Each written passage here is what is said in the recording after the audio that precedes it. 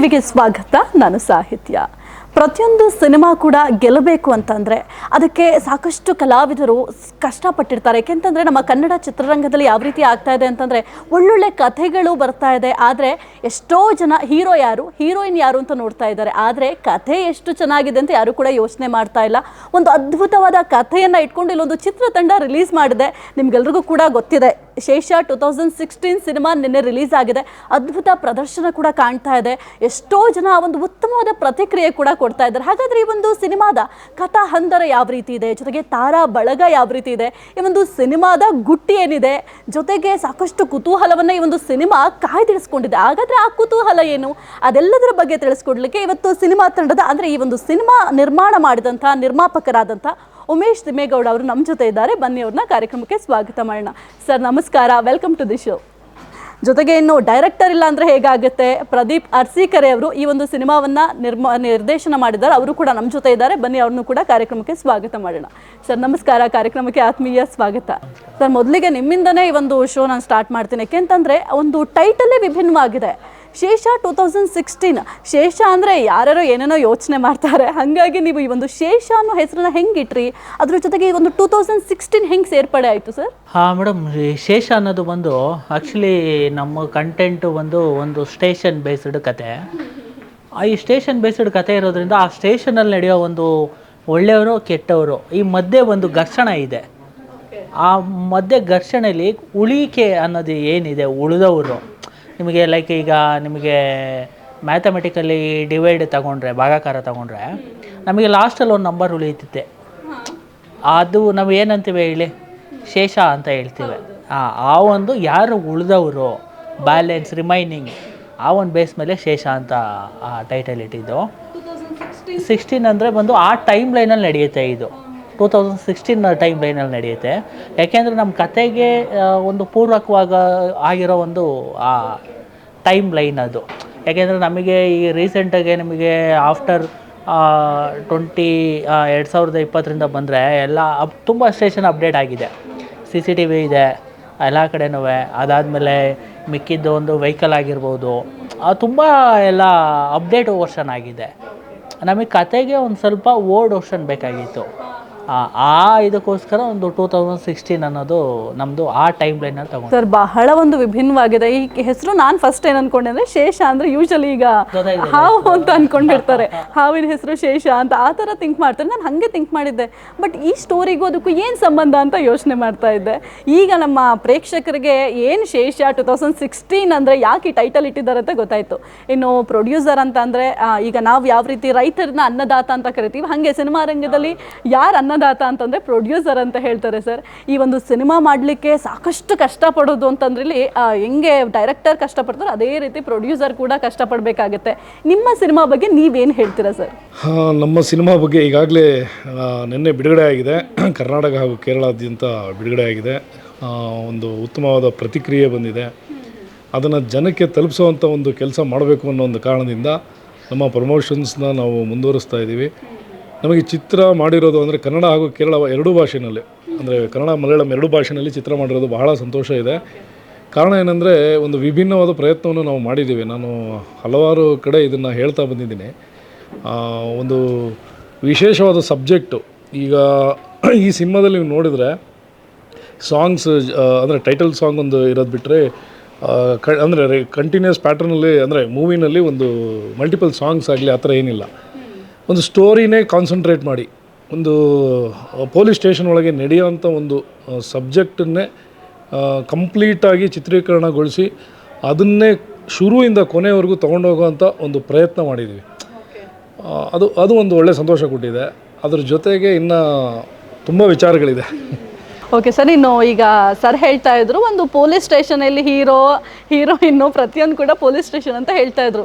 ಈ ಒಂದು ಪೊಲೀಸ್ ಸ್ಟೇಷನ್ನೇ ನಾವು ಒಂದು ಕಥಾವಸ್ತುವಾಗಿ ಇಟ್ಕೊಂಡು ಸಿನಿಮಾ ಮಾಡಬೇಕು ಅಂತ ನಿಮ್ಗೆ ಹೆಂಗೆ ಅನ್ನಿಸ್ತು? ಈ ಒಂದು ಯೋಚನೆ ಹೆಂಗೆ ಬಂತು ಸರ್? ಮೇಡಮ್, ಮುಂಚೆಯಿಂದಲೂ ನನಗೆ ಒಂದು ಪೊಲೀಸ್ ರಿಲೇಟೆಡ್ ಮಾಡಬೇಕು ಅನ್ನೋದು ನಂದು ಥಾಟ್ ಇತ್ತು. ಅದರಲ್ಲಿ ಫಸ್ಟು ನನಗೆ ಥಾಟ್ ಬಂದಿದ್ದು ಹಾಗೆ ನನ್ನ ಸ್ಟಡಿ ಮಾಡ್ತಾ ಎಲ್ಲದಕ್ಕೂ ಆಪ್ಷನ್ಸ್ ಇದೆ ಮೇಡಮ್. ನಮಗೆ ಆವಾಗಲೇ ನಾವು ಕಂಟೆಂಟು ನಾವು ಆಗಲೇ ಹೇಳಿದಾಗೆ ಒಂದು ಗೌರ್ಮೆಂಟ್ ಸ್ಕೂಲಿಗೆ ಪ್ರೈವೇಟ್ ಸ್ಕೂಲ್ ಇದೆ, ಗೌರ್ಮೆಂಟ್ ಹಾಸ್ಪಿಟ್ಲಿಗೆ ಪ್ರೈವೇಟ್ ಹಾಸ್ಪಿಟಲ್ ಇದೆ, ಬಟ್ಟು ಪೊಲೀಸ್ ಸ್ಟೇಷನಿಗೆ ಆಪ್ಷನ್ ಇಲ್ಲ ಮೇಡಮ್ ಈ ಸೊಸೈಟೀಲಿ. ಯಾಕೆ ಅಂದರೆ ಯಾರೇ ಆಗಿರಲಿ, ಎನಿವನ್, ಒಬ್ಬ ಬಡವಾಗಿರಲಿ, ಶ್ರೀಮಂತ ಆಗಿರಲಿ, ಪೊಲಿಟಿಷಿಯನ್ ಆಗಿರಲಿ, ಒಬ್ಬ ಸ್ಟೂಡೆಂಟ್ ಆಗಿರಲಿ, ಯಾರೇ ಆಗಿರಲಿ, ನಮಗೇನೋ ಪ್ರಾಬ್ಲಮ್ ಆಯಿತು ಅಂದರೆ ನಾವು ಸ್ಟೇಷನ್ಗೆ ಹೋಗಬೇಕು. ಹಾಗಾಗಿ ಸ್ಟೇಷನ್ ಅನ್ನೋದು ತುಂಬ ಕಾಮನ್ ಜನಕ್ಕೆ ತುಂಬ ನಿಯರೆಸ್ಟ್ ಒಂದು ಪ್ಲೇಸ್ ಅದು. ಪ್ರತಿಯೊಬ್ಬರು ಅದರಲ್ಲೂ ಎಕ್ಸ್ಪೆಷಲಿ ಈ ಮೆಟ್ರೋಪಾಲಿಟಿಕ್ ಸಿಟೀಲಿ, ಆ ಥರ ಸಿಟೀಲಿ ಪ್ರತಿಯೊಬ್ಬರು ಪೊಲೀಸ್ ಜೊತೆ ಒಂದು ರಿಲೇಟೆಡ್ ಇದೇ ಇರ್ತಾರೆ. ಪ್ರತಿದಿನ ಅವ್ರ ಲೈಫನ್ನು ನೋಡ್ತಾ ಇರ್ತಾರೆ. ಈ ಜನರಲಾಗಿ ಎಲ್ಲೋ ಹೋದಾಗ ಎಲ್ಲೋ ಟ್ರಾಫಿಕ್ ಪೊಲೀಸವರು ಇರ್ತಾರೆ, ಇನ್ಯಾವುದೋ ಆಮೇಲೆ DD ಅವರು ಇರ್ತಾರೆ, ಪೊಲೀಸು ರೆಗ್ಯುಲರ್ ಕಾಂಟ್ಯಾಕ್ಟ್ ಹಚ್ಚಿದ್ದೇ ಇರುತ್ತೆ ಅವರಿಗೆ, ಪೊಲೀಸವರಿಗೆ. ಹಾಗಾಗಿ ಆ ಒಂದು ಥಾಟ್ ಇಟ್ಕೊಂಡು ಒಂದು ಪೊಲೀಸ್ ಕಥೆನೇ ಮಾಡಬೇಕು, ಕಂಟೆಂಟ್ ಓರಿಯೆಂಟೆಡೇ ಮಾಡಬೇಕು ಅನ್ನೋದು ಈ ಪೊಲೀಸ್ ರಿಲೇಟೆಡ್ ಆಗಿ ಮಾಡಿದೆ. ಸರ್, ಈಗ ಡೈರೆಕ್ಟರ್ ಬಂದು ನಾನು ಈ ರೀತಿ ಸಿನಿಮಾ ಮಾಡ್ತೀನಿ, ಒಂದು ಕಥಾ ಹಂದರ ಅಥವಾ ಒಂದು ಕಥಾವಸ್ತು ಆಗಿ ನಾನು ಪೊಲೀಸ್ ಸ್ಟೇಷನ್ನೇ ಇಟ್ಕೋತೀನಿ ಅಂತ ಬಂದು ನಿಮಗೆ ಹೇಳಿದಾಗ ನಿಮ್ಗೆ ಏನು ಅನ್ನಿಸ್ತು? ಇದು ಸಕ್ಸಸ್ ಆಗುತ್ತೆ, ಮಾಡಬೇಕು ಅಂತ ಅನ್ನಿಸ್ತಾ, ಅಥವಾ ಬೇರೆ ಏನಾದ್ರು ಸಜೆಷನ್ ತೊಗೊಂಡು ಆಮೇಲೆ ಮಾಡೋಣ ಅಂತ ಏನಾದ್ರು ಥಾಟ್ ಬಂತಾ? ಯಾಕೆಂದರೆ ಯೂಶಲಿ ಒಂದು ಸಿನಿಮಾಗೆ ನಾವು ಪ್ರೊಡ್ಯೂಸ್ ಮಾಡ್ತೀವಿ ಅಂತಂದರೆ ಅದರಲ್ಲಿ ಪ್ಲಸ್ ಮೈನಸ್ ಎರಡು ಕೂಡ ಇಂಪಾರ್ಟೆಂಟ್ ಆಗುತ್ತೆ. ಹೌದು. ಅದು ನಮ್ಮ ಪ್ರದೀಪ್ ಅವರು ನಮಗೆ ರೀಡಿಂಗ್ ಕೊಟ್ಟಾಗ, ಅದನ್ನು ಸ್ಟೋರಿನ ನಮಗೆ ತಿಳಿಸಿದಾಗ ಇದ್ರ ಬಗ್ಗೆ ಕೆಲವ್ರ ಹತ್ರ ಚರ್ಚೆ ಕೂಡ ಮಾಡಿದ್ವಿ. ಆಮೇಲೆ ಇದ್ರ ಬಗ್ಗೆ ಹೇಳೋದಾದರೆ ಕೆಲವು ವಿಚಾರಗಳಿದೆ, ಹೇಳ್ತೀನಿ ಮೇಡಮ್. ನಮ್ಮ ಮ್ಯೂಸಿಕ್ ಡೈರೆಕ್ಟ್ರು ಪೂರ್ಣ ಸರು ಒಂದು ಸಲ ಟೀಸರ್ ಲಾಂಚ್ ಟೈಮಲ್ಲಿ ಒಂದು ಮಾತು ಹೇಳ್ತಾರೆ, ಎದೆಯಲ್ಲಿ ಕಿಚ್ಚಿಲ್ಲದೆ ಹೋದರೆ ಇಂಥ ಸಿನಿಮಾ ಮಾಡೋಕ್ಕಾಗಲ್ಲ ಅನ್ನೋ ಒಂದು ಮಾತು ಹೇಳ್ತಾರೆ. ಅಂದರೆ ಅವರು ಆ ಥರದ್ದು ಯಾವುದೋ ಅನುಭವಗಳನ್ನ ಜೀವನದಲ್ಲಿ ನೋಡಿದ್ದಾರೆ ಅಂತ ಕಾಣಿಸುತ್ತೆ, ಯಾಕಂದರೆ ನನ್ನ ಹತ್ರ ಹೇಳ್ಕೊಂಡಿದ್ದಾರೆ, ಆಯಿತಾ. ಆ ರೀತಿ ಅದನ್ನು ಒಂದು ಆಧಾರವಾಗಿ ಇಟ್ಕೊಂಡು ಕಥೆನ ಮಾಡಿದ್ದಾರೆ. ಅದ್ರ ಜೊತೆಗೆ ನಾವು ಈ ಕಥೆನ ಆ್ಯಪ್ಟ್ ಮಾಡ್ಕೊಂಡಾಗ ಮರಡಿಗುಡ್ಡ ಎಂಟರ್ಟೈನ್ಮೆಂಟ್ಸ್ ಅಡಿನಲ್ಲಿ ನಾವು ಈ ಚಿತ್ರನ ನಿರ್ಮಾಣ ಮಾಡಿರೋದು. ನಾವು ಈ ಚಿತ್ರನ ನಿರ್ಮಾಣ ಮಾಡುವಾಗ ನಮ್ಮ ಜೊತೆ ಇನ್ನೂ ಇಬ್ಬರು ಪ್ರೊಡ್ಯೂಸರ್ಸ್ ಇದ್ದಾರೆ. ಸೊ ನಾವೆಲ್ಲ ಕೂತಿ ಡಿಸ್ಕಸ್ ಮಾಡಿದಾಗ ನಮಗನ್ಸಿದ್ದು, ನಾವು ನಮ್ಮ ಕರ್ನಾಟಕದ ಜನತೆಗೆ ಹಾಗೂ ಕೇರಳ ಜನತೆಗೂ ಕೂಡ ಅವರಿಗೆ ಆಲ್ರೆಡಿ ಆ ಥರ ಸಬ್ಜೆಕ್ಟ್ಸ್ ಬರ್ತಾಯಿದೆ, ನಾವು ಇದನ್ನು ಮಾಡಬೇಕಂತ ಹೇಳಿದ್ರೆ ಇಲ್ಲಿ ಏನಕ್ಕೆ ಮಾಡಬೇಕು ಅನ್ನೋದನ್ನ ನಾವು ಚರ್ಚೆ ಮಾಡಿದ್ವಿ. ಮುಖ್ಯವಾಗಿ ಅದು ಯೋಚನೆ ಮಾಡಿದಾಗ ಮೇಡಮ್ ನಮಗೆ ಯೋಚನೆ ಬಂದಿದ್ದು ಅಂದರೆ, ನಮ್ಮಲ್ಲಿ ಇಂಟರ್ನಲ್ಲಿ ಡಿಸ್ಕಷನ್ ಆದಾಗ ನಮ್ಮ ನಿರ್ಧಾರ ಏನಿತ್ತು ಅಂದರೆ, ಒಂದು ಮೆಸೇಜ್ ಇದೆ. ಆ ಮೆಸೇಜ್ ಅನ್ನೋದನ್ನು ನಾನು ಸ್ಪಷ್ಟವಾಗಿ ಹೇಳ್ಬಿಡ್ತೀನಿ.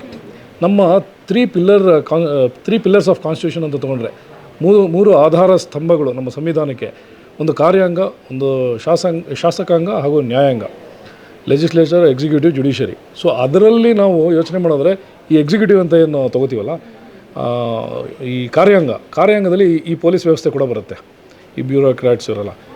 ಸೊ ಇದರಲ್ಲಿ ಪೊಲೀಸ್ ಅನ್ನೋದು ಎಷ್ಟು ಮುಖ್ಯ ಇವತ್ತಿನ ದಿನದಲ್ಲಿ ಅನ್ನೋದನ್ನು ಒಂದು ಸಬ್ಜೆಕ್ಟಾಗಿ ಇಟ್ಕೊಂಡ್ವಿ. ಯಾಕೆಂದರೆ ನಮ್ಮ ನಿರ್ದೇಶಕರು ಆಗಲೇ ಹೇಳಿದಾಗೆ, ಒಬ್ಬ ಸಾಮಾನ್ಯ ವರ್ಗದ ಜನದಿಂದ ಹಿಡಿದು ಎಂಥ VVIP ಆಗಲಿ, ಯಾರೇ ಆಗಲಿ, ಒಂದು ಸಮಸ್ಯೆ ಏನು ಕಾನೂನಾತ್ಮಕವಾಗಿ ಬಂದಾಗ ಸಂವಿಧಾನದ ಅಡಿಯಲ್ಲಿ ರಕ್ಷಣೆ ಪಡಿಬೇಕು ಅಂತ ಹೇಳಿ ನಾವು ಮುಂದಾದರೆ ಮೊದಲನೇ ಹೆಜ್ಜೆಯಲ್ಲಿರ್ತೀವಿ ಅಲ್ವಾ ಮೇಡಮ್? ಒಂದು ಮೆಡಿಕಲ್ ಅಂದರೆ ಏನಾರು ಒಂದು ಮೆಡಿಕಲ್ ಎಮರ್ಜೆನ್ಸಿ ಇದ್ದರೆ ಫಸ್ಟ್ ಎಲ್ಲಿಗೆ ಹೋಗ್ತೀವಿ? ಹಾಸ್ಪಿಟಲ್. ಆಮೇಲೆ ಯಾವುದೋ ಟ್ರೀಟ್ಮೆಂಟು, ಸ್ಪೆಷಲೈಸ್ಡ್ ಡಾಕ್ಟರ್ಸ್ ಈ ಥರ ಹೋಗ್ತೀವಿ. ಅದೇ ರೀತಿ ಫಸ್ಟ್ ಏಡ್ ಅಂತ ಯೋಚನೆ ಮಾಡೋದಾದರೆ, ನಮ್ಮ ಕಾನೂನು ವಿಚಾರದಲ್ಲಿ ನಮಗೆ ಫಸ್ಟ್ ಏಡು ಎಂಥವ್ರಿಗೆ ಆಗಲಿ ಮುಖ್ಯವಾಗೋದು ಪೊಲೀಸ್ ವ್ಯವಸ್ಥೆ. ಅಲ್ಲಿಗೆ ಹೋಗಿ ಒಂದು FIR ಮಾಡಿಸೋದ್ರೆ, ಕಂಪ್ಲೇಂಟ್ ಕೊಡೋದಿರ್ಬೋದು, FIR ಮಾಡಿಸೋದಿರ್ಬೋದು, ಇದರ ಆಧಾರದ ಮೇಲೆ ಅಲ್ವಾ ಎಲ್ಲದೂ ನಾಳೆ ದಿನ ಇದರಲ್ಲೂ ನ್ಯಾಯಾಂಗದಲ್ಲೂ ಕೂಡ ನಡೆಯೋದು. ಜುಡಿಷಿಯರಿ ಸಿಸ್ಟಮ್ ಒಳಗೆ ಬೇಸ್ಡ್ ಆನ್ ಯಾವ ಡೇಟಲ್ಲಿ ಕಂಪ್ಲೇಂಟ್ ಆಯಿತು, ಯಾವ ಡೇಟಲ್ಲಿ ಏನೇನದು ಫಸ್ಟ್ ಇನ್ಫಾರ್ಮೇಷನ್ನು. FIR is nothing but first ಗೊತ್ತಿದೆ ನಿಮಗೆ, ಫಸ್ಟ್ ಇನ್ವೆಸ್ಟಿಗೇಷನ್ ರಿಪೋರ್ಟ್ ಅಂತ. ಸೊ ಹಾಗೆ ನಮಗೆ ಅಲ್ಲಿ ಒಂದು ರಕ್ಷಣೆ, ಜನತೆಗೆ, ಒಬ್ಬ ಸಾಮಾನ್ಯ ವರ್ಗದ ಜನತೆಗೂ ಕೂಡ ರಕ್ಷಣೆ ಎಷ್ಟು ಮುಖ್ಯ ಅನ್ನೋದನ್ನು ಈ ಒಂದು ಚಿತ್ರದಲ್ಲಿ ತೋರಿಸೋ ಒಂದು ಪ್ರಯತ್ನ ಮಾಡಿದ್ದೀವಿ. ಅದು ಏನಾದ್ರು ಕಷ್ಟ ಆದರೆ ಜನ ಹೇಗೆ ತಿರುಗಿ ಬೀಳೋಕ್ಕೆ ಸಾಧ್ಯತೆ ಇದೆ ಆ ಒಂದು ವ್ಯವಸ್ಥೆಯಲ್ಲಿ ಅನ್ನೋದು ಒಂದು ಸಬ್ಜೆಕ್ಟ್. ಇದನ್ನು ನಮಗೆ ಇವರು ಕಥೆ ರೂಪದಲ್ಲಿ ಹೇಳಿದಾಗ ಮಾಡಬೇಕು. ಸೊ ಇದು ಜನಕ್ಕೆ ರೀಚ್ ಆಗುತ್ತೆ. ಅದರಲ್ಲೂ ಕ್ರೈಮ್ ಜಾನರ್ ಸಬ್ಜೆಕ್ಟ್ ಇರೋದ್ರಿಂದ ಇದನ್ನು ಒಂದು ತುಂಬ ಚೆನ್ನಾಗಿ ರೀಚ್ ಮಾಡಿಸುವಂಥ ಪ್ರಯತ್ನ ಅವ್ರು ಮಾಡಿದ್ದಾರೆ. ಆಮೇಲೆ ಹಲವಾರು ವರ್ಗನ ನಮಗೆ ಮೊದಲನೇ ಸಲ ರೀಡಿಂಗ್ ಕೊಡುವಾಗಲೇ ಹೇಳಿದರು, ಸರ್ ನಾವು ಮಲಯಾಳಮು ಕನ್ನಡ ಎರಡೂ ಮಿಕ್ಸ್ ಮಾಡಿ ಮಾಡೋಣ ಆರ್ಟಿಸ್ಟ್ಗಳನ್ನ. ಸೊ ಅವ್ರಗಳ ಮಧ್ಯೆ ಸಬ್ಜೆಕ್ಟ್ನ ತೊಗೊಂಡು ತುಂಬ ಚೆನ್ನಾಗಿ ಕ್ಯಾರಿ ಮಾಡಿದ್ದಾರೆ. ಒಂದು ರಿಫ್ಟ್ ಇದೆ ಜನಗಳು, ಅಂದರೆ ಪೊಲೀಸ್ ವ್ಯವಸ್ಥೆ ಒಳಗೆ ಒಂದು there will be a rift. So ಅದನ್ನು ತುಂಬ ಚೆನ್ನಾಗಿ ಪ್ರೆಸೆಂಟ್ ಮಾಡಿದ್ದಾರೆ ತೆರೆ. ಸರ್ ಅದೇ ಈಗ ನೀವು ಹೇಳಿದ ನಿಜ. ಯಾಕೆಂತಂದ್ರೆ ಈಗ ಮಧ್ಯಮ ವರ್ಗದವರಾಗಿರ್ಬೋದು ಅಥವಾ ಬಡವರು ಶ್ರೀಮಂತರು ಯಾರೇ ಆದರೂ ಕೂಡ ಒಂದು ಆರೋಗ್ಯ ಸಮಸ್ಯೆ ಅಂತ ಅಂದರೆ ಹಾಸ್ಪಿಟಲ್ಗೆ ಹೋಗ್ತಾರೆ. ದುಡ್ಡಿರೋರು ಒಂದು ದೊಡ್ಡ ಪ್ರೈವೇಟ್ ಹಾಸ್ಪಿಟಲ್ಗೆ ಹೋದರೆ, ದುಡ್ಡು ಇಲ್ಲದೆ ಇರೋರು ಗೌರ್ಮೆಂಟ್ ಹಾಸ್ಪಿಟಲ್ಗೆ ಹೋಗ್ತಾರೆ. ಆದರೆ ಪೊಲೀಸ್ ಠಾಣೆ ಅಂತ ಬಂದರೆ ಹಂಗಾಗೋದಿಲ್ಲ.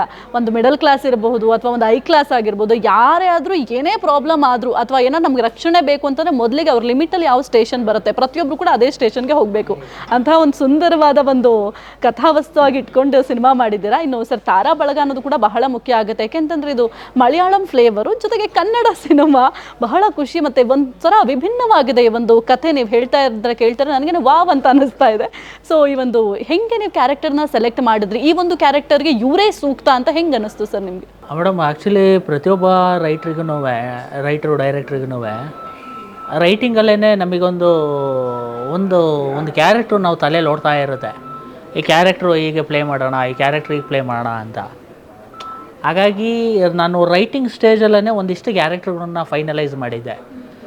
ಇವನ್ ನಮ್ಮ ದೇವರಾಜ್ ಸರ್ ಆಗಿರ್ಬೋದು, ಆಮೇಲೆ ಪ್ರಮೋದ್ ಸರ್ ಆಗಿರ್ಬೋದು, ಆಮೇಲೆ ಶ್ರೀಧರ್ ಸರ್ ಆಗಿರ್ಬೋದು, ಆಮೇಲೆ ನಮ್ಮ ದಿನೇಶ್ ಮಂಗ್ಳೂರ್ ಸರ್ ಆಗಿರ್ಬೋದು. ಈ ಥರ ನನ್ನ ರೈಟಿಂಗ್ ಸ್ಟೇಜಲ್ಲೇ ಕೆಲವೊಂದು ಕ್ಯಾರೆಕ್ಟ್ರು ನನ್ನ ಥಾಟಲ್ಲಿ ಇತ್ತು.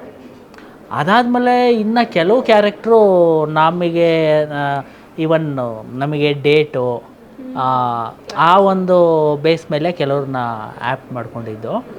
ಒಂದು 60 to 70% ರೈಟಿಂಗಲ್ಲೇ ನಾವು ಡಿಸೈಡ್ ಆಗಿತ್ತು. ನನ್ನ ರೈಟಿಂಗ್ ಸ್ಟೇಜಲ್ಲೇ ನನಗೆ ಗೊತ್ತಿತ್ತು ಇದು ಇಲ್ಲ, ಈ ಕ್ಯಾರೆಕ್ಟ್ರು ದೇವರಾಜ್ ಸರ್ ಕೈಲೇ ಮಾಡಿಸೋಣ, ಈ ಕ್ಯಾರೆಕ್ಟ್ರು ಪ್ರಮೋದ್ ಸರ್ ಕೈಲೇ ಮಾಡಿಸೋಣ ಅನ್ನೋ ಥರ ಎಲ್ಲ ಮುಂಚೆನೇ ಪ್ಲಾನ್ ಇತ್ತು ಮೇಡಮ್. ಹಾಗೆ ಅದಕ್ಕೆ ನಮ್ಮ ಪ್ರೊಡಕ್ಷನ್ ಡಿಪಾರ್ಟ್ಮೆಂಟು ಉಮೇಶ್ ಸರ್ ಆಗಿರ್ಬೋದು, ನನಗೆ ಯಾವುದೇ ರೀತಿ ಇಲ್ಲ ಅಂದರೆ ಕಾಸ್ಟಿಂಗಲ್ಲಿ ಆ್ಯಸ್ ಎ ಡೈರೆಕ್ಟ್ರದ್ದು ಏನು ಫೀಲ್ ಇತ್ತು ಅದೇ ಫೈನಲ್ ಆಗಿತ್ತು. ಸರ್ ನನಗಿಲ್ಲ ಈ ಕ್ಯಾರೆಕ್ಟ್ರ್ ಇವ್ರು ಆಪ್ಟ್ ಆಗ್ತಾರೆ ಅಂದರೆ ನಮ್ಮ ಪ್ರೊಡಕ್ಷನ್ ಉಮೇಶ್ ಸರ್ ಕಡೆಯಿಂದ ಎಲ್ಲ ರೀತಿ ಸಹಕಾರ ಸಿಕ್ತು. ಹಾಗಾಗಿ ಅದೊಂದು ಸರ್ ಇನ್ನು ಮುಖ್ಯವಾಗಿ ಈಗ ಯಾವ ರೀತಿ ಆಗಿದೆ ಅಂತಂದರೆ ಕೇವಲ ನಮ್ಮ ಕನ್ನಡ ಇಂಡಸ್ಟ್ರಿ ಅಂತ ಹೇಳ್ತಾ ಇಲ್ಲ, ಓವರ್ ಆಲ್ ಎಲ್ಲ ಇಂಡಸ್ಟ್ರಿಯಲ್ಲೂ ಸಿನಿಮಾ ಒಂದು ರಿಲೀಸ್ ಆಗ್ತಾ ಇದೆ ಅಂತಂದರೆ ಸಿನಿಮಾ ಹೀರೋ ಯಾರು ಅಂತ ಮೊದಲು ಕೇಳ್ತಾರೆ. ಅಂದರೆ ಯಾರನ್ನೂ ಇಲ್ಲಿ ಬ್ಲೇಮ್ ಮಾಡ್ತಾ ಇಲ್ಲ. ಯೂಶಲಿ ಈಗ ನಾವುಗಳು ಮಾತಾಡ್ತಾ ಇದ್ರು ಸಿನಿಮಾ ಹೀರೋ ಯಾರು, ಹೀರೋಯಿನ್ ಯಾರು, ಆ ಸಿನಿಮಾದಲ್ಲಿ ಯಾರಿದ್ದಾರೆ, ಯಾಕೆಂದರೆ ಮೇನ್ ಸ್ಟೋರಿ ಹಿಂದಿನ ಸಿನಿಮಾಗಳೆಲ್ಲ ನಾವು ನೋಡ್ತಾ ಇದ್ರೆ ಸ್ಟೋರಿ ಹೆಂಗಿದೆ ಅಂತ ನೋಡ್ತಾ ಇದ್ರು. ಆದರೆ ಈಗ ಹಂಗಿಲ್ಲ, ತುಂಬ ಟ್ರೆಂಡಿಂಗ್ ಚೇಂಜ್ ಆಗ್ತಾ ಇದೆ. ಹೀರೋ ಹೀರೋಯಿನ್ ಬೇಸ್ ಮೇಲೆ ಸಿನಿಮಾ ನೋಡ್ಲಿಕ್ಕೆ ಸ್ಟಾರ್ಟ್ ಮಾಡಿಬಿಟ್ಟಿದ್ದಾರೆ. ಆದರೆ ಇದು ಉತ್ತಮ ಕಥೆ ಅಂತ ಯಾರು ನೋಡ್ತಾ ಇಲ್ಲ. ಇದ್ರ ಬಗ್ಗೆ ಏನು ಹೇಳ್ತೀರಾ ಸರ್ ನೀವು? ಮೇಡಮ್ ಅದು ತುಂಬ ಒಳ್ಳೆಯ ವಿಚಾರ ನೀವು ಪ್ರಸ್ತಾಪ ಮಾಡಿರೋದು. ಕಾರಣ ಏನಂದರೆ ಇವತ್ತು ಒಂದು ಥಿಯೇಟ್ರಿಗೆ ಜನ ಬರಬೇಕಂದ್ರೆ ಮೊದಲನೇದಾಗಿ ಪೋಸ್ಟ್ರಲ್ಲಿ ಅಥವಾ ನಮ್ಮ ಒಂದು ಏನು ಪ್ರಮೋಷನ್ಸ್ ಇರುತ್ತೆ, ಮೋಷನ್ ಪೋಸ್ಟರ್ ಇರ್ಬೋದು, ಯಾವುದೇ ಇರ್ಬೋದು, ಇದರಲ್ಲಿ ಪಾತ್ರಧಾರಿಗಳು ಯಾರು. ಈಗ ನಾನು ಒಬ್ಬ ಮಾಮೂಲಿ ಪ್ರೇಕ್ಷಕನಾಗಿ ನಿಂತು ನೋಡ್ತಾ ಇರುವಾಗ ಪ್ರೊಡಕ್ಷನ್ಗಿಂತ ಮುಂಚೆ ನಾನು ಅದನ್ನೇ ನಿರೀಕ್ಷೆ ಮಾಡ್ತಾಯಿದ್ದೆ. ತಪ್ಪಲ್ಲ ಅದು ಅವ್ರದ್ದು. ಆದರೆ ಅದನ್ನು ತಲುಪಿಸೋವಂಥ ಕೆಲಸ ಮಾಡೋದ್ರಲ್ಲಿ ನಾವು ಹಿಂದೆ ಉಳಿಬಾರ್ದು, ಪ್ರೊಡಕ್ಷನ್ ಹೌಸ್ ಹಿಂದೆ ಉಳಿಬಾರ್ದು, ಒಂದು ಟೀಮ್ ಹಿಂದೆ ಉಳಿಬಾರ್ದು. ಅಂದರೆ ಈ ಥರ ಒಂದು ಸಬ್ಜೆಕ್ಟ್ ಇದೆ ನೋಡಿ, ಅದನ್ನು ಆ ಜನತೆಗೆ ಯಾವುದಾರ ಒಂದು ರೀತಿಯಲ್ಲಿ ತಲುಪಿಸೋಂಥ ಕೆಲಸ ಮಾಡಬೇಕು. ಈಗ ನಾವು ಟ್ರೈಲರ್ ಮೂಲಕ ತೋರಿಸಿದ್ದೀವಿ ಜನಕ್ಕೆ. ಆ ಟ್ರೈಲರ್ ನೋಡಿದಾಗ ಅಥವಾ ಟೀಸರ್ ನೋಡಿದಾಗ ಆ ಒಂದು ರೋಚಕತೆ ಅರ್ಥ ಆಗುತ್ತೆ. ಮತ್ತು ಪಾತ್ರವರ್ಗಗಳಿದೆ. ಹೀರೋ ನೋಡಿದರೆ ಕೆಲವರು ಸಿನಿಮಾಗೆ ಬರ್ತಾರೆ, ಹೌದು ಇದೆ, ಹೀರೋಯಿನ್ ನೋಡಿದ್ರೆ ಬರ್ತಾರೆ. ಬಟ್ ಇಲ್ಲಿ it's a mixture of so many characters. One line ಕಥೆ ಕೇಳೇ ಹೋಗಬೇಕು, ಸಿನಿಮಾಗೆ ಕಥೆ ನೋಡಿ ಹೋಗಬೇಕು. ಆಮೇಲೆ ಟ್ರೈಲರು ಟೀಸರ್ ಎಲ್ಲ ನೋಡಿದಾಗ ಆ ಒಂದು ರೋಚಕತೆ ಜನತೆಯಲ್ಲಿ ಸೃಷ್ಟಿಯಾಗುತ್ತೆ, ಏನಿದೆ ಇದರಲ್ಲಿ. ಯಾಕೆಂದರೆ ಈಗ ನಾವು ಟೀಸರಲ್ಲಿ ಟ್ರೈಲರಲ್ಲಿ ಕೆಲವು ಕಡೆ ಹೇಳಿದ್ದೀವಿ, ಕಾನೂನಿಗೆ ಅಂದರೆ ಅದರಲ್ಲಿ ಪೊಲೀಸ್ಗೆ ಪರ್ಯಾಯ ವ್ಯವಸ್ಥೆ ಇಲ್ಲ. ಕಾನೂನನ್ನು ರಕ್ಷಣೆ ಮಾಡೋ ರಕ್ಷಕರೇ ಭಕ್ಷಕರಾದರೆ ಎಷ್ಟು ಕಷ್ಟ ಆಗುತ್ತೆ, ಜನ ಯಾವ ರೀತಿಗೆ ರೊಚ್ಚಿಗೇಳೋದಕ್ಕೆ ಸಾಧ್ಯತೆ ಇರುತ್ತೆ. ಅಂದರೆ ಅದನ್ನು ಸಂಪೂರ್ಣವಾಗಿ ಸತ್ಯ ಅಂತಲೂ ಹೇಳೋಕ್ಕಾಗಲ್ಲ. ಬಟ್ ಅವರ ಒಂದು ಹೆಲ್ಪ್ಲೆಸ್ನೆಸ್ನ, ಅವರ ಅಸಹಾಯಕತೆಯನ್ನು ಯಾವ ಮಟ್ಟಕ್ಕೆ ತೋರಿಸ್ಕೊಳ್ಳೋ ಒಂದು ಪ್ರಯತ್ನ ಮಾಡ್ತಾರೆ ಅನ್ನೋದು ಈ ಕಥೆಯಲ್ಲಿ ಮುಖ್ಯವಾಗುತ್ತೆ. ಆದರೂ ನಮ್ಮ ಡೈರೆಕ್ಟ್ರವರು ಇದನ್ನು ತುಂಬ ಚೆನ್ನಾಗಿ ಬ್ಯಾಲೆನ್ಸ್ ಮಾಡಿದ್ದಾರೆ ಮೇಡಮ್. ಯಾಕೆಂದರೆ ನೀವು ನೋಡಿ, ಈಗ ಕನ್ನಡದಲ್ಲಿ ಪ್ರಮೋದ್ ಶೆಟ್ಟಿ ಅವರು, ನಮ್ಮ ದೇವರಾಜ್ ಸಾಹೇಬರು ಎಲ್ಲರಿಗೂ ಗೊತ್ತಿದೆ ಪೊಲೀಸ್ ಸ್ಟೋರಿಗಳಿಗೆ ಹೇಗೆ ಅವತ್ತಿಂದ ಇವತ್ತವರೆಗೂ ತುಂಬ ಸೂಟ್ ಆಗ್ತಾರೆ. ಹಾಗೆ ನಮ್ಮ ಸಿದ್ಲಿಂಗು ಶ್ರೀಧರ್ ಸರ್ ಅವರು ತುಂಬ ಹಳೆಯ ಒಂದು ಪೊಲೀಸ್ ಅಂದರೆ ಸೀನಿಯರ್ ಪೊಲೀಸ್ ಇದನ್ನು ಕ್ಯಾರೆಕ್ಟರ್ಗಳನ್ನ ಪ್ಲೇ ಮಾಡಿದ್ದಾರೆ ತುಂಬ ಸಿನಿಮಾಗಳಲ್ಲಿ. ಅದೇ ರೀತಿ ನಮ್ಮ ಪ್ರಮೋದ್ ಸರು ಕ್ಯಾರೆಕ್ಟರ್ಗಳ ಬಗ್ಗೆ ಹೇಳೋದೇ ಬೇಡ, ಅವ್ರು ಯಾವ್ದು ಕೊಟ್ಟರು ಅಷ್ಟು ಅಚ್ಚುಕಟ್ಟಾಗಿ ನಿಭಾಯಿಸ್ತಾರೆ. ಸೊ ಈ ರೀತಿ ಕನ್ನಡದಲ್ಲಿ ಇನ್ನೂ ಕಲಾವಿದರು ಇದ್ದಾರೆ. ಯಾರು ನಮ್ಮ ಹೊನ್ನವಳ್ಳಿ ಕೃಷ್ಣ ಅವರಿದ್ದಾರೆ, ಶೋಭರಾಜ್ ಅವರಿದ್ದಾರೆ, ಯಶ್ ಶೆಟ್ಟಿ ಅವರಿದ್ದಾರೆ, ಹೀಗೆ ಹಲವಾರು ಪಾತ್ರವರ್ಗ ಕನ್ನಡದಲ್ಲಿದೆ. ಹಾಗೆ ಮಲಯಾಳಮಲ್ಲಿ ತೊಗೊಂಡ್ರೆ ನೀವು ಹಿರಿಯ ನಟರು ಅಂದರೆ ಕೆಲವರು ತುಂಬ ಚೆನ್ನಾಗಿ ಕೆಲಸ ಮಾಡಿರೋಂಥವ್ರಲ್ಲಿ ಡೇನ್ ಡೇವಿಸು, ನಮ್ಮ ಜಾನ್ ಕೈಪಲ್ಲಿಲ್ಲು, ಹಾಗೇ ಸಿದ್ಧಾರ್ಥ್ ಶಿವ, ಸೊ ಇವರೆಲ್ಲ ಶ್ರೀಜಿತ್ ರವಿ, ಇವರೆಲ್ಲ ಒಂದು ಒಳ್ಳೆಯ ಒಂದು ಜೀವನ ತುಂಬಿದ್ದಾರೆ ಈ ಒಂದು ಚಿತ್ರದಲ್ಲಿ. ಆ ಪಾತ್ರಕ್ಕೆ ತುಂಬ ಖುಷಿಯಾಗುತ್ತೆ. ಏನಂದರೆ ಹೀರೋಯಿನ್ ಓರಿಯೆಂಟೆಡ್ ಸಬ್ಜೆಕ್ಟ್ಗಳೇ ಬರ್ತಾ ಇರುವಾಗ ನಾವು ಈ ಒಂದು ಪ್ರಯತ್ನ ಮಾಡಿದ್ದೀವಿ. ಜನತೆ ನಮಗೆ ಹೇಗೆ ಸ್ವೀಕರಿಸಿ ಸ್ಪಂದಿಸ್ತಾರೆ ಅನ್ನೋದು ಮುಖ್ಯವಾಗಿದೆ. ಓಕೆ ಸರ್, ಆಲ್ರೆಡಿ ನೀವು ನೋಡ್ತಾ ಇರ್ಬೋದು, ನಿನ್ನೆ ರಿಲೀಸ್ ಆಗಿರೋದ್ರಿಂದ ಎಷ್ಟೋ ಜನ ಆಲ್ರೆಡಿ ಹೋಗಿ ಎಷ್ಟೊಂದು ಥಿಯೇಟರ್ಗಳು ಹೌಸ್ಫುಲ್ ಕೂಡ ಆಗಿದೆ. ಮತ್ತಷ್ಟು ನಿಮ್ಮ ಸಿನಿಮಾ ಬಗ್ಗೆ ಮಾತಾಡೋಣ. ಯಾಕೆಂತಂದರೆ ಇದು ನೋಡ್ತಾ ಇದ್ರೆ ವೀಕ್ಷಕರಿಗೆ ಅನ್ಸುತ್ತೆ ಎಷ್ಟು ಕ್ಯೂರಿಯಾಸಿಟಿ ಹಿಡಿದಿಟ್ಕೊಂಡಿದ್ದೀರಾ ನೀವು ಸಿನಿಮಾ ಬಗ್ಗೆ ಅಂತಂದರೆ ಅದ್ರ ಬಗ್ಗೆ ಮತ್ತಷ್ಟು ಮಾತಾಡೋಣ.